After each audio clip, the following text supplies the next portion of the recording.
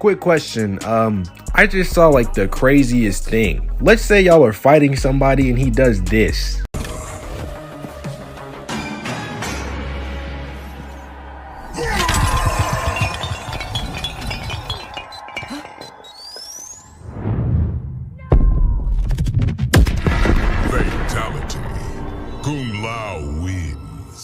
What do you even do in that situation? Like, also, doesn't he blow up too? How do you even survive that? Anyways, whatever. So I remember on a post I did about Juice and X, I asked fans if they thought their legacies were being ruined by the people connected or somewhat in control of their image, like labels or like X's mom, for example. And somebody made a pretty decent point. You can't really ruin somebody's legacy because what they were doing while they were still alive and the impact they had is still around, and it's not touched by like Ali Lottie doing crack on Juice WRLD's counter. And while I definitely agree with that, you can still disrespect someone's legacy and image continuously through making brain dead decisions, making a fool out of yourself while using your attachment to his name, and just even using his name to benefit your own very mediocre, talentless music career. So let's talk about some of the stuff that I think is pretty gross and lame that has been done to Juice WRLD post his passing. So enter this guy who is Tanu, or whatever his name is, who either just ripped a Juice WRLD verse for cloud and I guess just threw Kai Cenat in the mix in there too, or even worse, he somehow got it from the label as like an industry plan to boost his career. I used to dream about a wedding, used to think it was a blessing.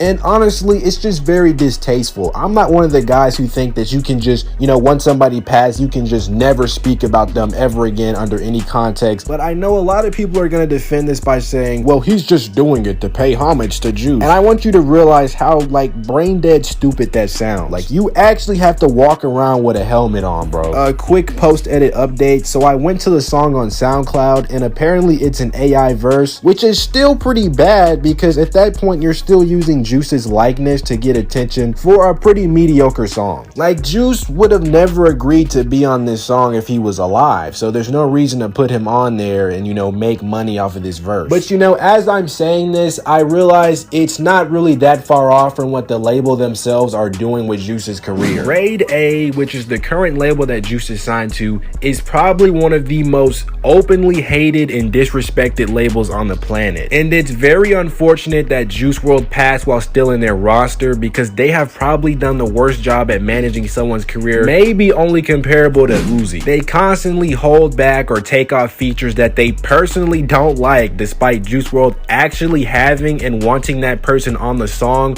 or even just people he's had personal close relationships with like Yachty or Ski or Ghana. And instead of completing or trying to do something with projects that Juice wanted before his passing, like Outsiders, by asking people close to him what his vision was or what songs he wanted on the project, Grade A just doesn't do that at all. Just does not do it for whatever reason. I don't know why. For some reason, Lil Baby just thinks he's like the music god and his personal taste just supersedes like whatever Juice had planned or whatever fans want. Like, I'm not lying. Some of the only reasons we ever get for not getting Juice songs, besides like, the label not clearing them, is just that Lil Baby just doesn't personally like them. This is not even to mention the more serious stuff around the label, like the fact that multiple people have claimed that the label has threatened to keep them quiet for talking about the horrible stuff they do. One of those stuffs allegedly being that they had a direct hand in Juice WRLD's actual passing. But I would take that claim with a grain of salt since it comes from our next person, Ali Lottie. So apparently Ali Lottie knows some secrets about Juice WRLD's passing, specifically the idea that Grade A had some responsibility for Juice passing that day. Honestly though, I'm gonna be real with y'all, that seems weird and off to me. Think about it. When have you ever heard of someone having to sign an NDA from a label, not like a police department or court or some legal office, but from a record label,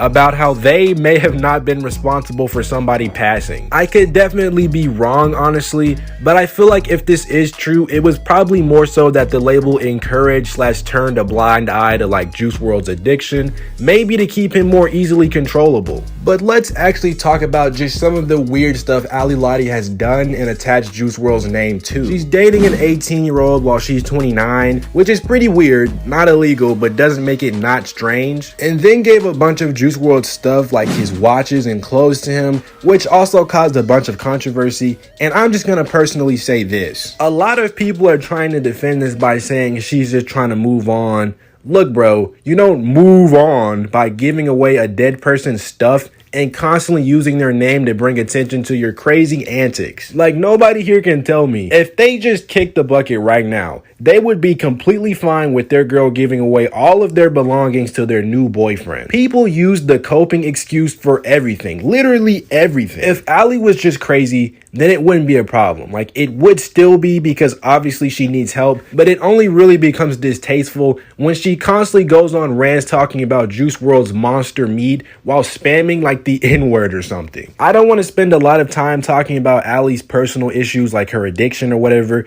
because at that point it's no longer about Juice's legacy, and it's just kicking a person while they're down. And if I'm keeping it real, I think the fans take it way too far. Like, this AI diss against Ali Lottie, this is pretty stupid. Like, it's just childish. And I'm not just making something up to sound like positive. Juice WRLD, like, if you were really deeply into his community and like his music, despite how depressing most of his music is, he still preached positivity no matter what in any situation. And you know what? No matter what like horrible thing the label does, or like if somebody uses his verse on their song, you know what? Juice's music is still fire, and nobody can really take that away from him. Anyways, I'm Save the World. Subscribe, and I'll see you in the next video.